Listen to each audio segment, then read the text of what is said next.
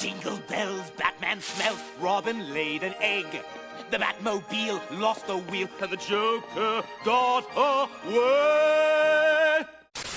Batman the Animated Series, one of the greatest and most influential shows to ever hit screens, forever setting the bar of how good superhero adaptations can be. It's one of my favorite shows ever. I think it's one of the best shows ever, period. I just love it. It's something that I consistently go back to most every year or just throw on in the background while I edit. It's incredible. Even if you're not a super diehard fan of the show like I am or haven't seen even a single episode, its influence has certainly trickled down to something that you have experienced. It's where the legendary pairing of Kevin Conroy's Batman and Mark Hamill's Joker originated. It's where Harley Quinn got her start. It led to the greater DC animated universe with shows such as Superman the Animated Series and Justice League. It resulted in one of the 3 best Batman movies ever made in Mask of the Phantasm. It led to the Arkham games via Paul Dini. I mean, it simply defined Batman for the last 30 years. You ask anyone who grew up on this show or has lived in the wake of its influence, and it's almost assuredly their definitive version of the character and this world. When I read a Batman comic, I hear Kevin Conroy's voice. When I imagine Gotham City, I think of the red sky and the absurd amounts of blimps, and when I think of my favorite Batman stories, many of them come from this show's extensive library of episodes. Which brings me to the topic of this video. What is the best episode of this show? It's a question that has been increasingly rattling around in my head for the past few months, ever since I decided to rewatch the show again. You see, originally, I was actually going to do a giant ranking of every episode all the way from 96 down to 1. This is of course including the new Batman Adventures and also combining the 2-parters into one. But as I was watching and ranking and adjusting and readjusting as I got further and further into the show, the top of the list got increasingly harder to parse because the best episodes of this show are just, frankly, too good in a way that makes ranking them a very difficult task. I mean, this is the case for a lot of shows with great libraries, but I'm not sure if there is another show that has this many episodes that I think fairly can be called the best one. Most shows have a top tier of I don't know, 5, 6, maybe 10 if you really have something special that's been on forever, but BTAS is pushing 15 to 20, I think, nearly perfect episodes. So what I want to do is go through those ones and talk about what makes them all contenders and eventually tell you what I believe is the best of the best. This is also obviously going to include spoilers for virtually every episode I mention, so be advised, the show has been out for 35 years, but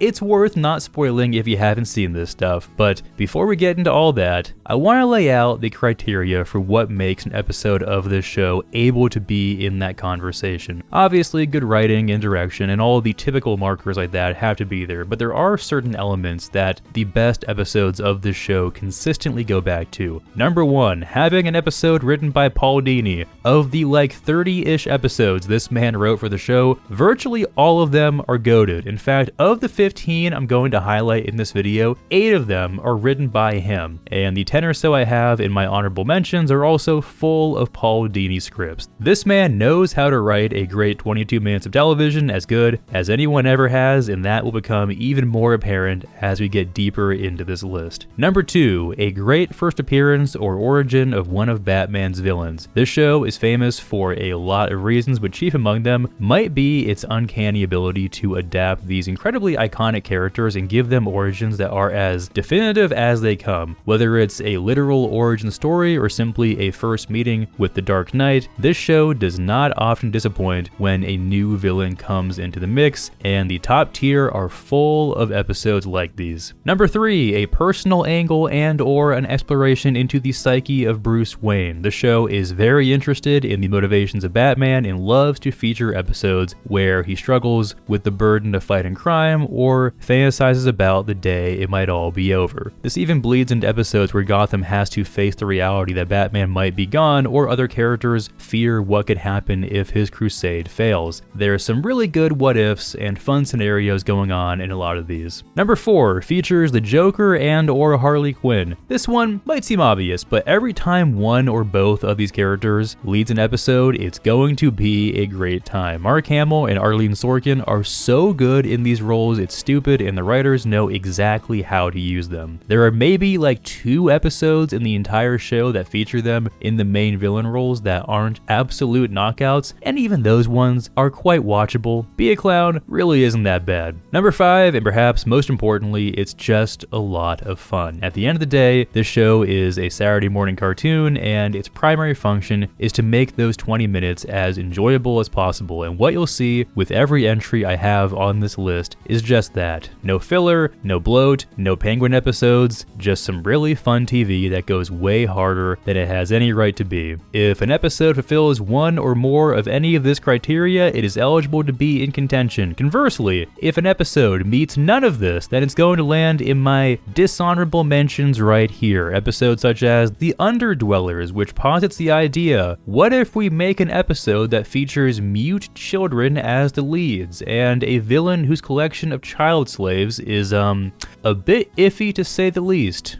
You've hurt my pretty pets, and you've frightened my beloved children. Beloved children.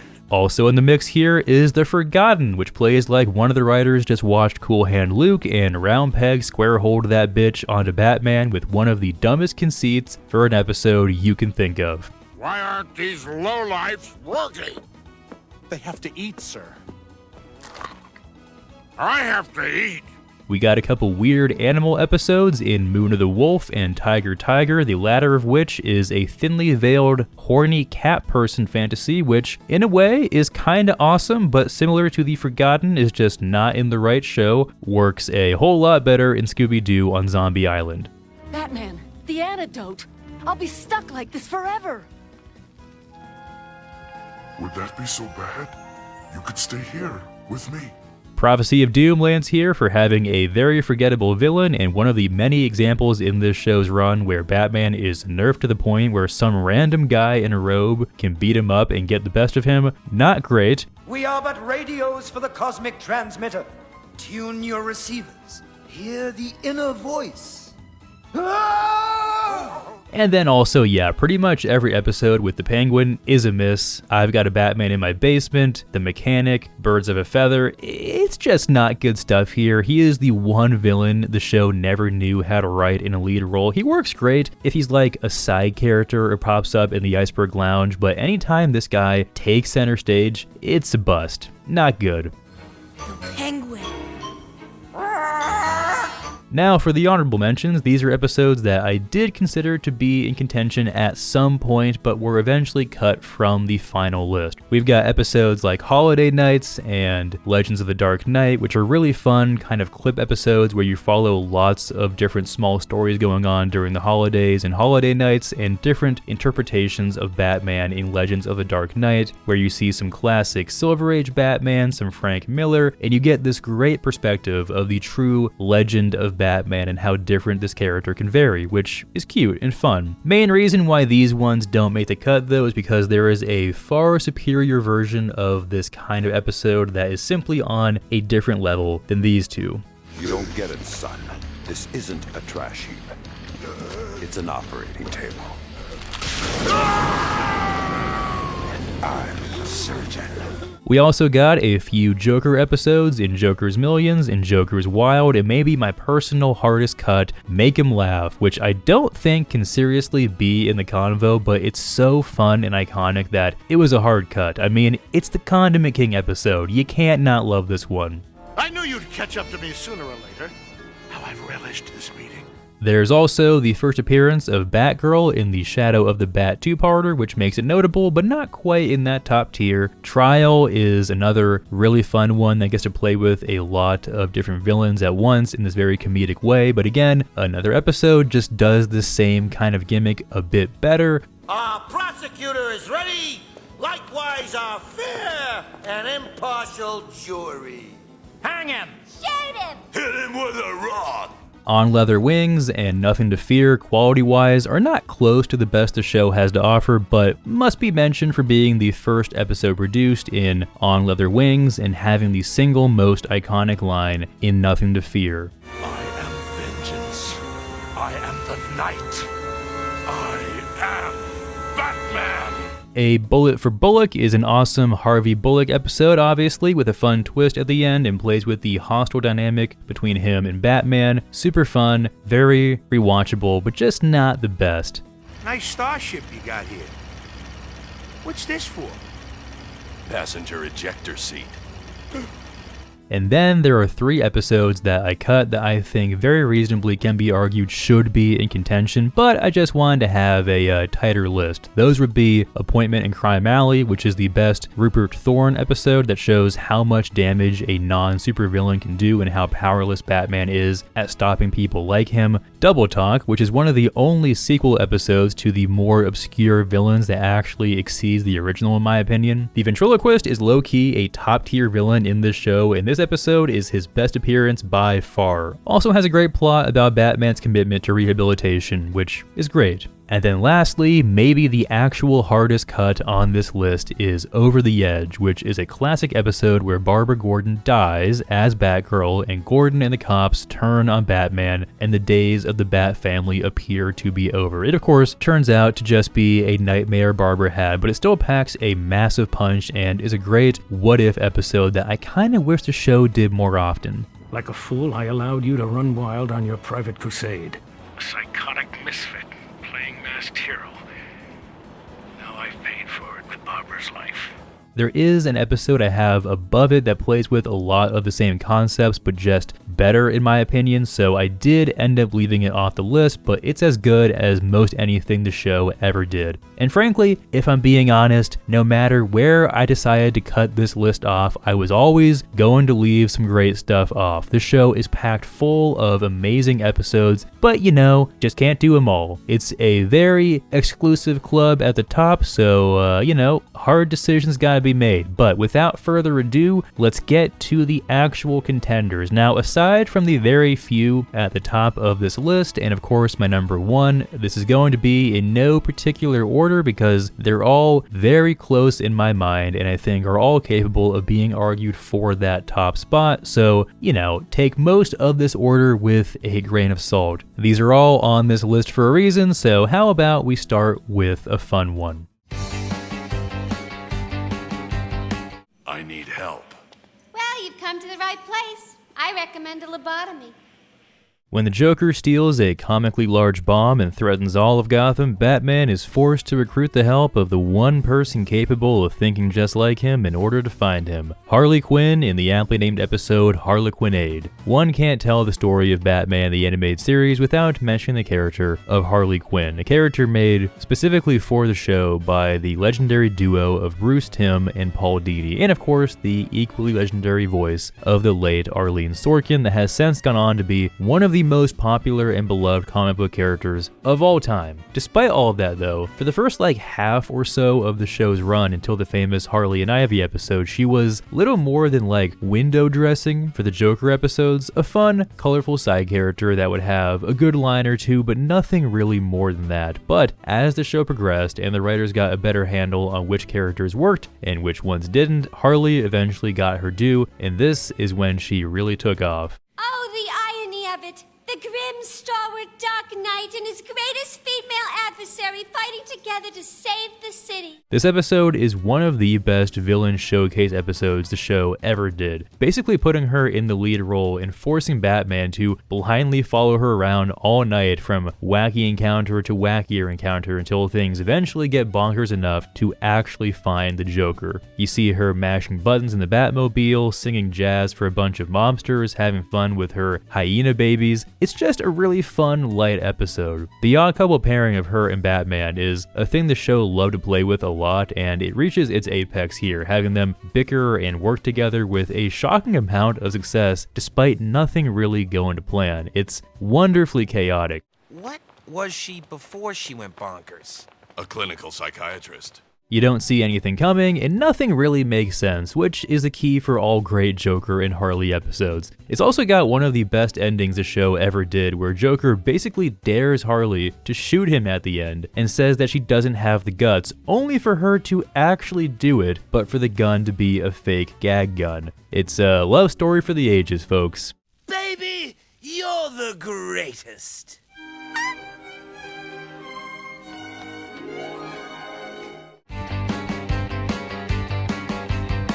Now, anyone who is familiar with this show knows that the bread and butter for it was always a great mix of fun, lighthearted episodes and very somber, emotional ones. That is where virtually every iconic episode in this show's library lives. That is, except for this one, The Demon's Quest. Adapted from the famous first appearance of Ra's al Ghul in the Daughter of the Demon comic, this two-part episode sees Batman teaming up with mysterious Ra's al Ghul in order to save Robin and his daughter Talia from an unknown criminal organization. This one stands out for a lot of reasons. Certainly the big one is that it takes place entirely outside of the limits of Gotham City and is a true classic globe-trotting adventure story. But for me, what makes this one special is how unique it is relative to the rest of the show's catalog. Ra's is neither a fun, silly enemy like the Joker, nor a sympathetic, misunderstood character like Two-Face or Mr. Freeze. He is a legitimate, menacing, insane, extremely dangerous, capital S super villain that poses a serious threat not only to Batman, but the entire world. I mean, this is by far the biggest stakes Batman deals with in the entire show's run. Literally, the fate of the planet is on the line, but despite these insanely high, over-the-top stakes, this two-parter takes itself totally seriously, engaging in Ra's ideology and explaining to the audience why he thinks the way he does. It's a very engaging, thoughtful episode, and again, totally unique and kind of out of place in a good way.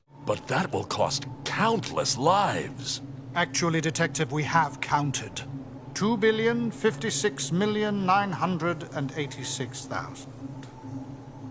A most impressive plan, would you not agree? The show really went for it here, and I think a lot of that credit has to go to Kevin Altieri, who not only pushed for it to get made, but whose direction in it might be the best in the show's run. The use of color in these two episodes is simply brilliant. The reds and blues in the snowy mountains and the night sky in the desert, the sharp greens used in all the scenes with Ra's, it gives him this unhinged, kind of scary vibe that works so well, where he's both this evil mastermind and also a fractured, increasingly insane madman.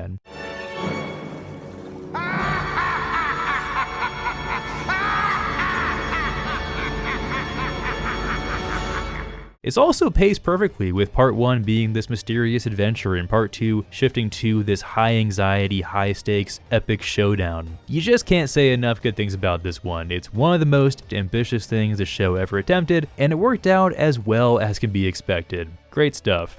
Infidel! If you only knew how sick I am of you calling me that. Now we get into the real meat and potatoes of the show, a good old-fashioned villain origin story, and maybe the best one of all, Feet of Clay. When actor Matt Hagen suffers an accident and requires extensive plastic surgery to return to his movie star look, he takes an experimental radical drug from Roland Daggett that allows his face to shift into any form he wishes. In exchange, Hagen uses this skill to run jobs for Daggett until his use eventually runs out and Daggett's thugs pour the entire solution down his throat, resulting in him becoming the villain Clayface. What in heaven's name did they do to you?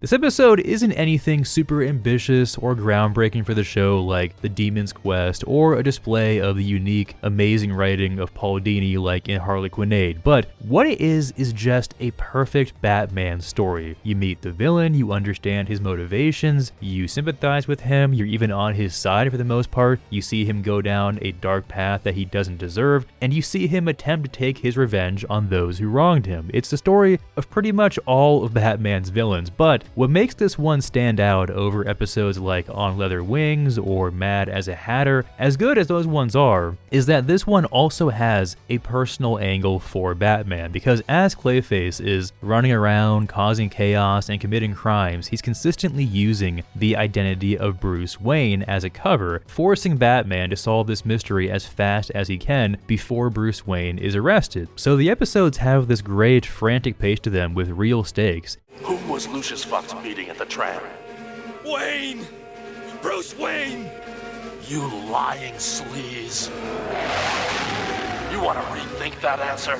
It's also a great mystery for Batman to solve that is just out there and strange enough that he can't figure it out as fast as he usually would and is genuinely stumped during it. It's also a great showing from Roland Daggett, who is always popping up in this show doing evil business shenanigans. Till then, my takeover plan will have to be revised, now that our actor friend Hagen is no longer available to us. To me though, when I think of Feet of Clay, what always comes to my mind is how great the Clayface animation is. The show does not get nearly enough credit in general for how well animated it was, and the way they pull off this last scene with Clayface shifting like 100 times in succession is just downright incredible. Anytime this show can make one of the weirder Batman villains work, it is always a treat, and this one is no different. You know what I'd have given for a death scene like this? Too bad I won't get to read the notices.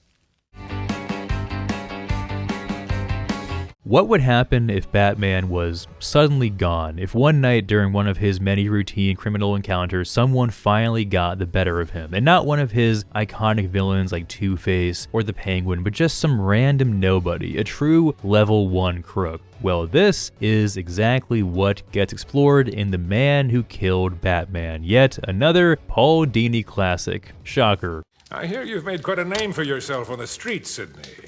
What is it they're calling you? Oh yes, the man who killed Batman.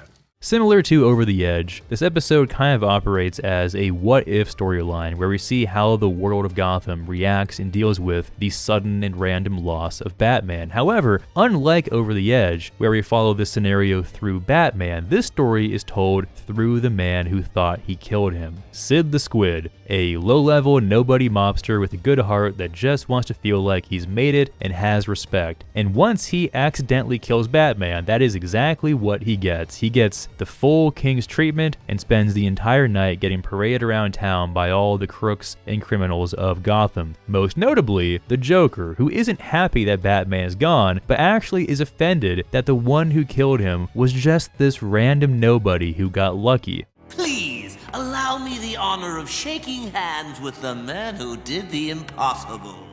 The man who killed Batman.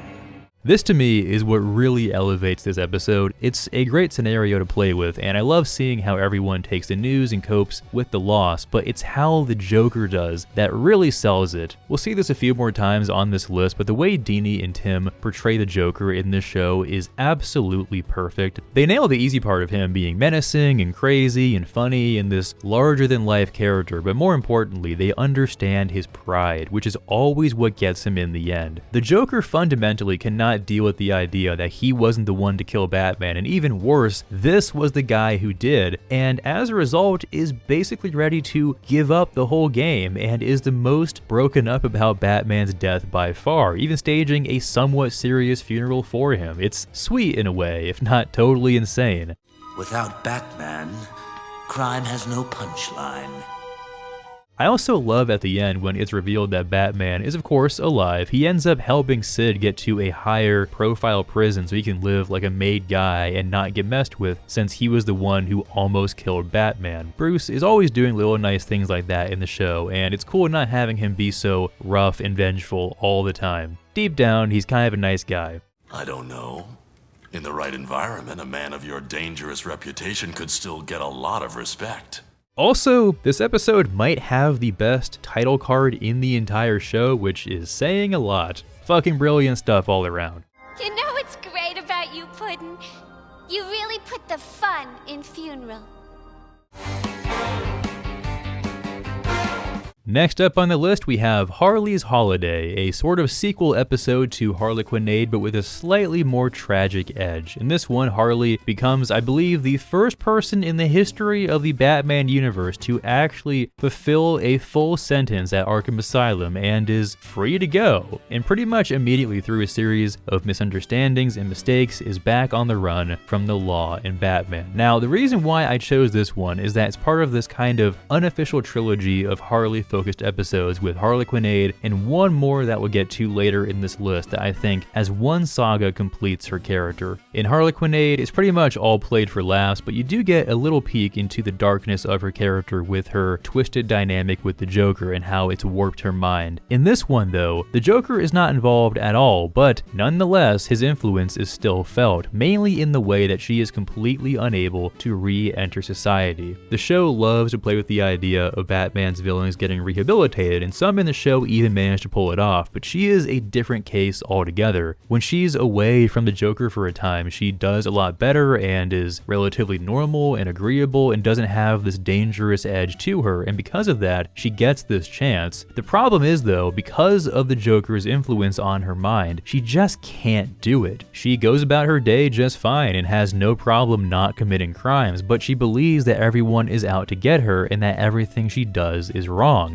All she's used to is the Joker abusing her and telling her how she's messed up, so she can't imagine that anyone thinks differently. So she slips right back into her old ways as a defense mechanism and takes Veronica Vreeland right with her. And the sad thing is, Batman and Gordon actually understand this and don't want to bring her in, but she forces their hand and eventually ends up right back where she started, despite not actually doing anything all that wrong. Veronica doesn't even press charges, but none of it matters. I'm having a bad day. I'm sick of people trying to shoot me, run me over, and blow me up.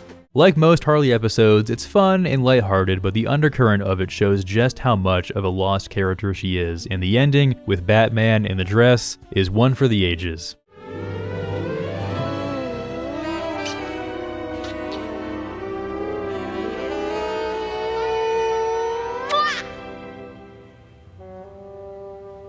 Call me. Don't press your luck.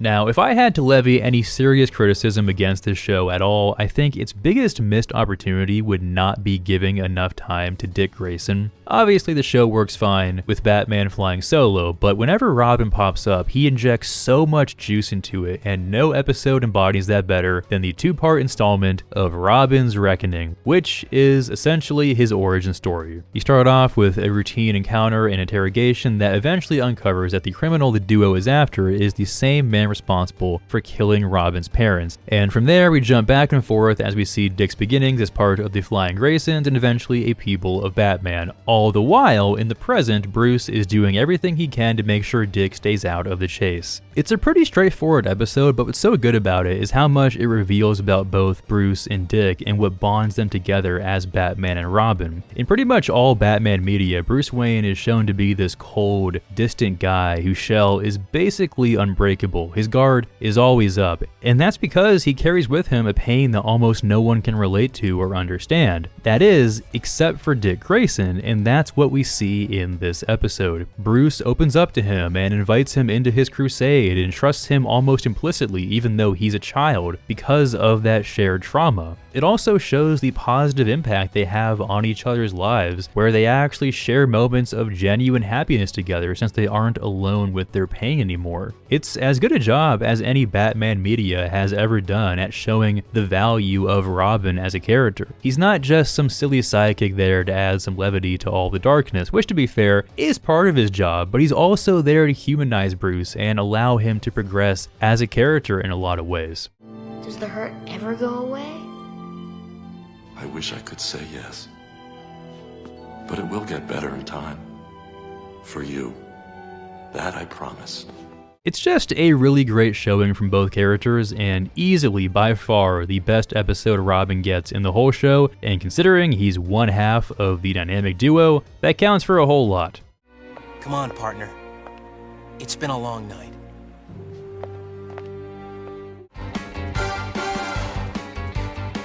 We've talked a lot about the Joker as he fits as a side character into a few of these episodes so far, but this is the first of 2 Joker-centric episodes that I have on this list, and one of the best written episodes in the entire series. Not so shockingly, again, by Paul Dini, The Laughing Fish. Based on a comic of the same name, in this episode, the Joker puts a chemical in the waters of Gotham Harbor that turns all the fish into mysterious Joker fish, complete with white skin and a creepy, large smile. Surprisingly though, this is not a scheme to poison people, as the fish are totally safe to eat, but actually a plan to copyright the fish and reap a share of all future sales. It's a plan so insane and so stupid, only the Joker would think of it, and that's the point. It's kind of the quintessential Joker episode in that way, because nothing about it makes sense. What he's doing is really not all that bad. I mean, it's not good to mutate fish, of course, but his plan is seemingly not all that dangerous and something you wouldn't expect a mastermind criminal to do, since there is almost no promise of a serious payday. And yet, despite all of that, it's arguably the most dangerous and sinister the Joker ever comes off in the entire show's run. He has the city gripped in fear and the copyright clerk under maximum protection from the cops and Batman. He's got Harvey Bullock dangling over a comical pool of sharks, and all of it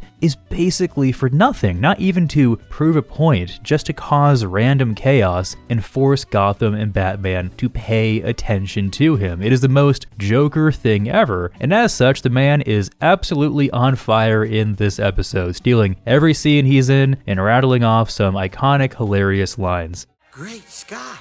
Actually, I'm Irish. It's great too, because despite how crazy everything is, Batman takes the situation deadly seriously because he knows what the Joker is capable of. If this was the Mad Hatter or the Clock King, he might be a bit less on edge, but with the Joker involved, nothing can be taken for granted, and no one knows that better than Batman. I'm just a paper pusher. I can't change the laws. I'm harmless. And in his sick mind, that's the joke, Mr. Francis. The show just has such a great understanding of what makes the Joker work, and this episode is perhaps the very best example of that. It even ends in a classic Joker way, where he seemingly dies and surely will never come back again. But as we all know, the Joker is never really gone. Do you think he's gone for good? Believe me, Jim, I wish it were true. But deep inside, I doubt it.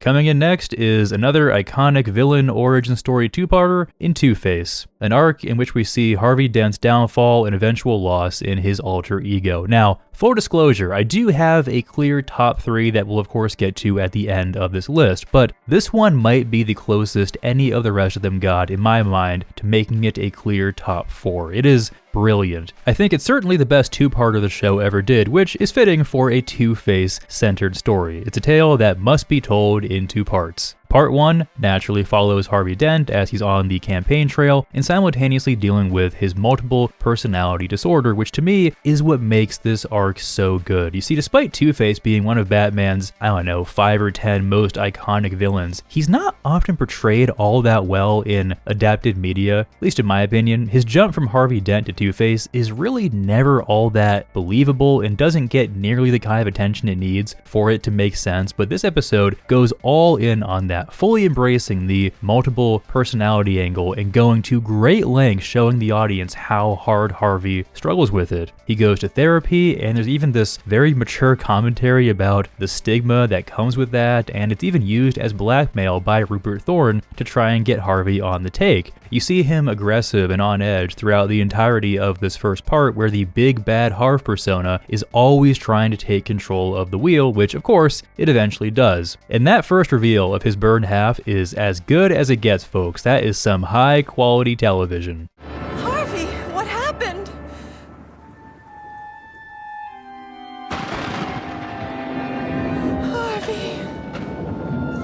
Then, in the second part, Two-Face is, of course, in the lead role, and you see him struggle with now Harvey trying to come out and wanting to be good, and you can just tell that he is so tortured and broken. This is also further enhanced by the fact that Bruce is friends with Harvey, and we've seen them together in episodes prior to this one. He's haunted by his failure to protect his friend, not to mention the whole angle with Harvey's fiancée and her willingness to not give up on him. It's all just so tragic and is pulled off brilliantly despite the Two-Face conceit being a bit silly. Everyone feels anger, and it does no harm, as long as it doesn't result in bad behavior. Once Harvey understands this, then maybe I'll go away. Right? They just dive right into it and make it as mature and serious as they can. Super clever ending too, with Batman throwing a bunch of coins in the air to confuse Two-Face. Great stuff, no notes. Where you going, Harvey? You can't get away from me. Ah! See what I mean? Now, earlier I laid out some criteria that I thought was essential for an episode to be eligible for this list, and for every episode I mention, that criteria will ring true. That is, except for this one. Beware the Grey Ghost.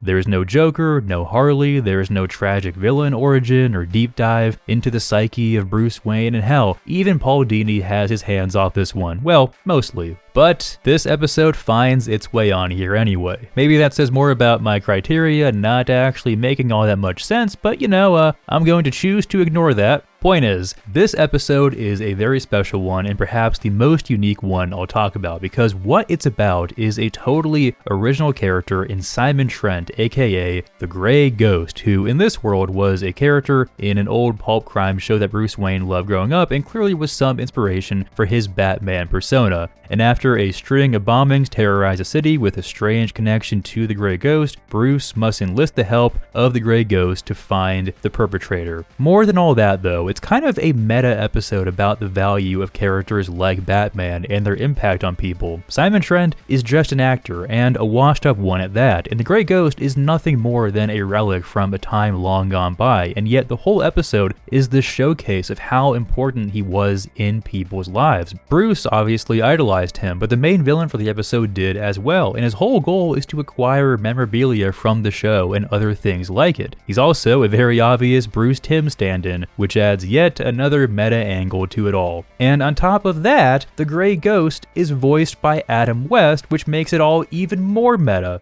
I need to work, Frankie. Get me something. You're my agent. I try, Si. I really do. But they still think of you as the Grey Ghost. Those who remember. I can do other parts. I'm an actor. It sounds like it might be a bit too much in concept, but at its core, it's this really sincere, heartfelt story about how much of an impact this one man had on people's lives, and him finally realizing that after he thought his life was a failure. And the voice work Adam West gives to it is as good as any guest actor in this show ever did. Really has a way of getting to you. I used to admire what the Grey Ghost stood for. I'm not the Grey Ghost. I can see that now. Being an old washed-up failure might not be something that its intended audience would have related to back in the day, but boy does that shit hit hard. It's enough to make a grown man cry. You know, as a kid, I used to watch it with my father. The Grey Ghost was my hero. Really? And he still is. Bruce Wayne lives a very tortured existence, lonely, somber, driven by rage and vengeance on a never-ending quest with no satisfaction. It's not a life anyone would choose to live if they could help it, including Bruce Wayne himself. But what if one day he woke up and all of that was simply a dream? Well, that is exactly what happens in Perchance to Dream. In it, Bruce starts a new day where he's not Batman, he's engaged to Selina Kyle, and even his parents are alive and well. Everything he's ever wanted and dreamed of has come true. Batman is even out there doing the same work, but it's no longer his burden to bear. And yet, Bruce still has the memories of being Batman. He knows it wasn't just a dream he had one night. That was his life. Or was it? Was he just going crazy, or is something about this reality off? Desperate to discover the true reality of his life, Bruce eventually discovers that he is indeed in a dream world created by the Mad Hatter, and he must find a way out. You're not well, Mr. Wayne.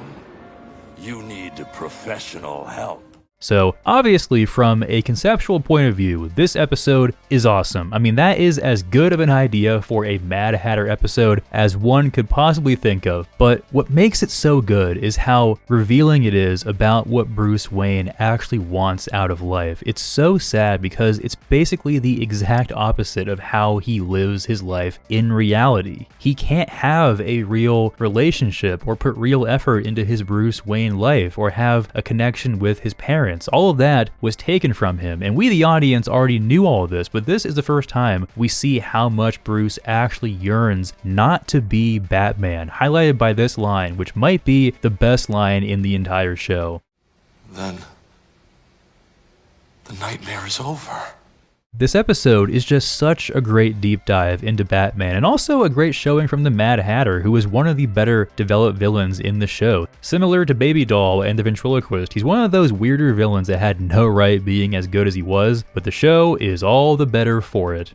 It's a beautiful story. You have love, wealth, a family, all you ever wanted.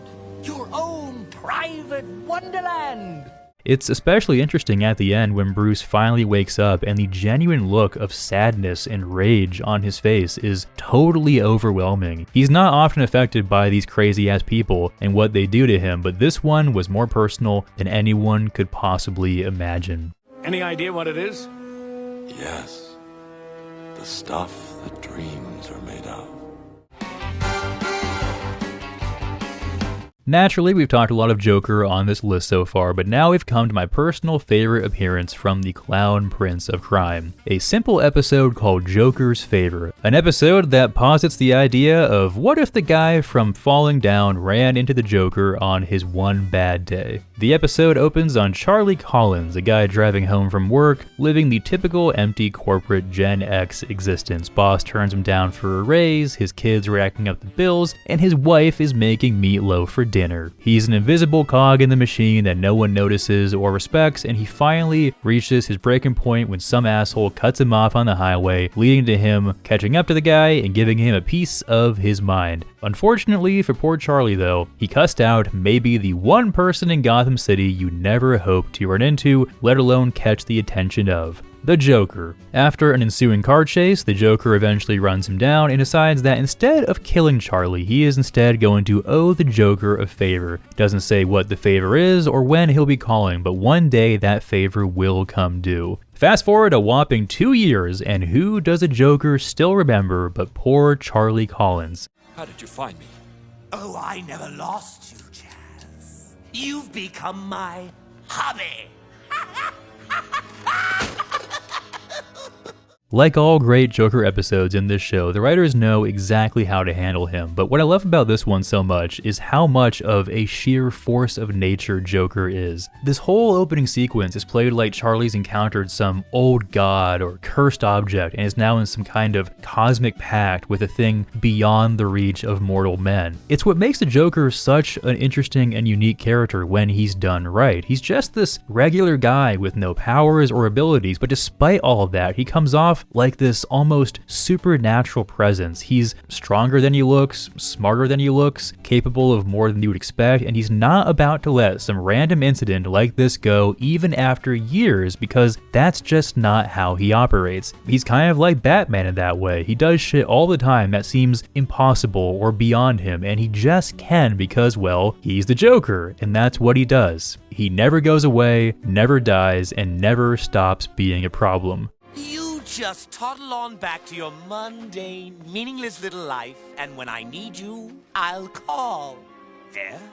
Good. Great. I'll be in touch.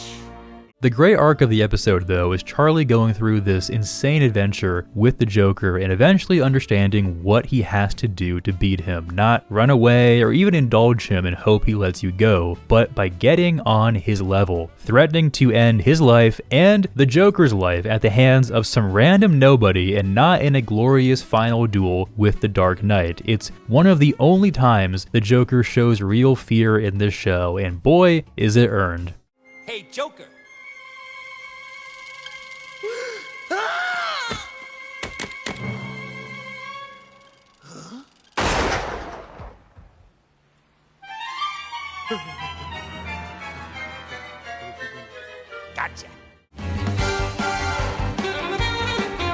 being that Batman is just one man against an ever-growing list of criminals and adversaries, you would think that at some point it would begin to all be too much for him to handle. The seeming lack of an impact, the repetitive nature of his work, the fact that his enemies go in Arkham one day and break out the next, it's hopeless in a lot of ways, and that's what I Am the Night is all about. On the anniversary of his parents' death, Batman is worn down by his crusade, sulking in the Batcave and questioning if any of what he's doing is worth it or having any real impact. It's the lowest point we see him in the show. He then meets with Leslie Tompkins and pays respect to his parents, and again is questioning if he should keep being Batman. But at least for tonight, he's got promises to keep, and after saving a pickpocket from getting roughed up, he races to assist Gordon and the gang to take down a local mobster named the Jazz Man, which yes, he does make a music pun in the episode. It ain't going to trial. They got enough on me to play the funeral march. All goes according to plan, except for Gordon himself, who is tragically shot and in critical condition, which only pushes Batman further over the edge on an already bad day. So, similar to Perchance to Dream, this episode is a great character study of Bruce Wayne, but instead of using a dream or a what-if scenario to show some extreme other life that could happen, this is just an ordinary day in the life of being Batman. Yes, Gordon does almost die, and that is unique and extreme, but he doesn't. And what Bruce is going through is no different than most any other day, really. If anything, it's a lot calmer than some of the crazy shit he deals with, but it's not about anything in particular. It's just that he's tired. Every shot of him in this episode, he seems slower and more checked out than he usually is. He's just kind of going through the motions. He's about to give up, and at a certain point, he does, only returning to make sure Gordon and everybody else is safe from his consequences of being Batman. No, Dick. This is my hunt. There's just such a heavy amount of guilt and regret weighing on him in this that's only broken at the very end when he swoops down to check on the pickpocket he saved earlier. At first accusing him of being back to his old ways, the kid eventually tells him that he's decided to turn a new leaf and go back to his parents, even saying that Batman probably saved his life, and that one example of a small difference he made in this kid's life is enough to refuel his will and rededicate himself to the fight. No matter how hard it gets, it's worth it for moments like that, and if that isn't Batman in a nutshell, I don't know what is. Maybe if I'd been younger, could have been like you. Always wanted to be a hero. So like I said, this list so far has been in no particular order, all worthy candidates to be in discussion for the best of the best, but these last three I do have in a slightly higher tier than the rest, and I do have a specific order. So coming in at number 3 is Almost Got 'Em, which might be the most fun episode of the whole bunch. Well, you know what I think? Not the robot theory again. Well, he could be. If you wanted to show someone who has never watched a single second of this show and wanted to give them a vibe of what the show is and hopefully convince them to watch it, this is the one you would pick. The whole thing centers around a poker game between the Joker, Two-Face, Poison Ivy, the Penguin, and Killer Croc, where as they play, they each tell their own story of how each of them almost caught Batman. So through this, you get these super cute, fun, kind of mini episodes with Batman fighting his most famous villains, intercut with them bickering and trying to one-up each other. Gee, that's too bad, Harv. But I guess you'll always come in second. It's just so much fun, and despite how many characters are shoved in it, everyone has moments to shine, and they all feel as well written as they always do. It's not some cheap, throwaway clip episode to fill a slot in the calendar. No, it is genuinely inspired. This is where you see the origins of the famous giant penny. You get this line, which is even funnier when you realize this is actually Batman in disguise. There I was, holed up in this quarry. When Batman came nosing around, he was getting closer, closer. And? I threw a rock at him. It also has kind of a twist at the end where there's an actual overarching plot beyond just the montages where, in Joker's story, he fails to get Batman but does capture Catwoman, and this story happened just the other day, leading to the reveal of Croc being Batman and him being at this game to find out where Catwoman is being held hostage. It even ends with this super cute Bat and Cat moment where you realize that this is really her story of how she almost got him too, just not in the same way. It's funny, it's clever, it's got action, romance, all the villains you could ask for, and it's also just another day in the life of being Batman and all the lunatics he shares the nights of Gotham City with. What more could you ask for?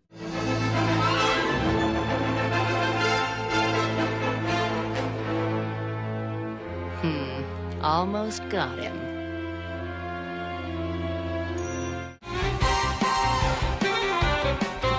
Now, the lasting legacy of this show, for most people, rightfully, is the introduction of Harley Quinn and Mark Hamill and Kevin Conroy becoming the definitive portrayals of the Joker and Batman respectively. And that's totally fair and even true, I think. But to me, the real crowning achievement of Batman the Animated Series is this single episode and what it did for one character, Heart of Ice. An episode that in 20 minutes completely reset the bar for what a show like this could be, and also redefined what a character like Mr. Freeze could be as well. I mean, what is there to say about this one? Structurally, Heart of Ice is actually a pretty standard episode of the show. It's not some innovative concept like Almost Got Him or some globe-trotting adventure like The Demon's Quest. It's just a simple guy wants revenge, villain, origin story. It's not even a two-parter, but what makes it so iconic is the masterful script from, you guessed it, Paul Dini. What starts out as a normal encounter with a new bad guy, no different from the Scarecrow or the Man-Bat, quickly turns into this deeply sad story of how one man was ruthlessly robbed of his wife and his humanity by nothing more than corporate greed. It's extremely grounded in real injustice, and most shocking of all, it's about fucking Mr. Freeze, a character that up to that point in comics and pop culture and just everything he was known for was viewed as nothing more than a joke character and a guy that just wants to freeze things because, you know, his name is Mr. Freeze. But Dini takes this character and just blows right past all of that stigma and writes a real human underneath all that perceived silliness. He doesn't change his name or make him less weird and fantastical or give him some sleek, cool new outfit. He makes him work by just having him work as a real character. And because of that confidence Dini writes him with, the scenes with him are just perfect. I mean, the moment when Batman is upside down in Mr. Freeze's lair, Empire Strikes Back style, and he gives his famous monologue is probably the best written scene in the whole show. It just cuts right through you.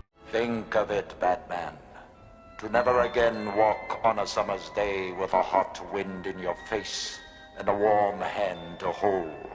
Oh yes, I'd kill for that.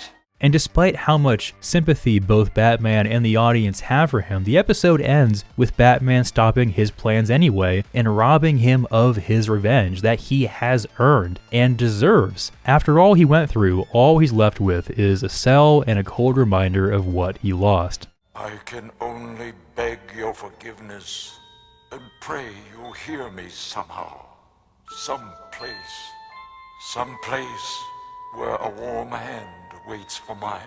The show was never able to recapture that magic with him again, though they tried, but this one episode is more than enough to catapult him into the big leagues, and I hope one day it will serve as a blueprint for a proper film adaptation of the character. One can only hope. My God. Yes, it would move me to tears if I still had tears to shed.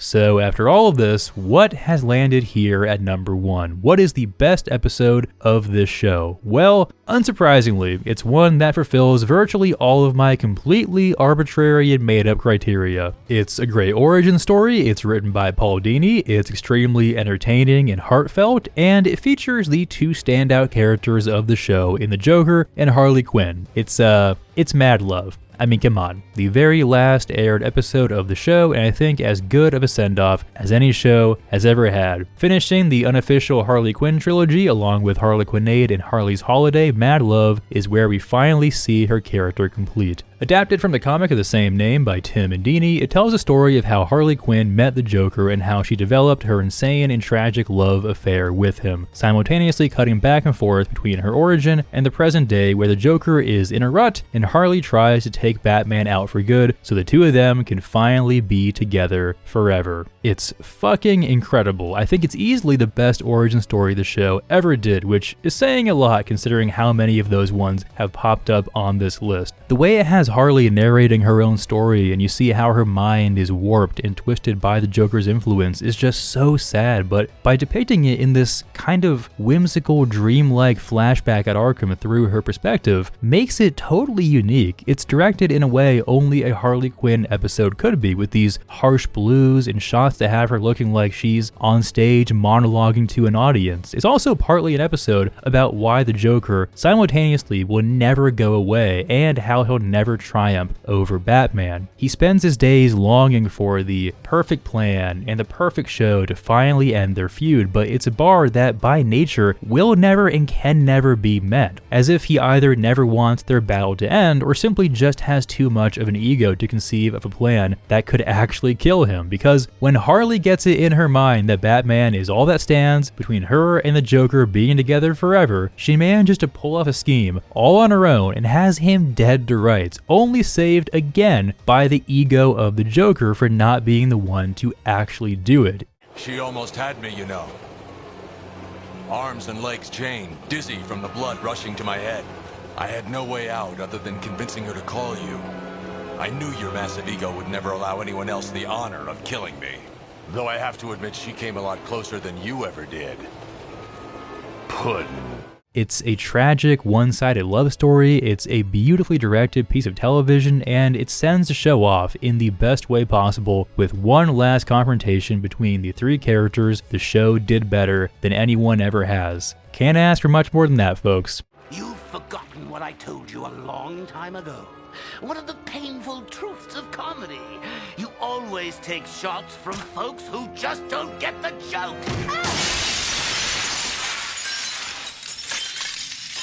At the end of the day, though, there really is no definitive answer to this question. I mean, the fact that I had to cap this list at 15 says a lot about the quality of the show in general. I could have easily gone higher. The phrase, "this has no right being as good as it is," gets tossed around a whole lot, and you know, I'm very guilty of this too. I mean, I've said it like, what, 3 times so far in this video, but this is one of those rare things where I think it's actually applicable. This was a superhero cartoon show made in the early 90s, coming off of a decade of extreme censorship in kids television and shows like The Super Friends that are about as toothless as one could possibly imagine, and in spite of how stacked the deck was against this show, it somehow was able to tell the stories it wanted to anyway. Stories of pain and suffering and loss and injustice and failure and love, complete with incredible scripts and beautiful art direction that is pretty much nowhere to be found in anything made at the same time, at least in this medium.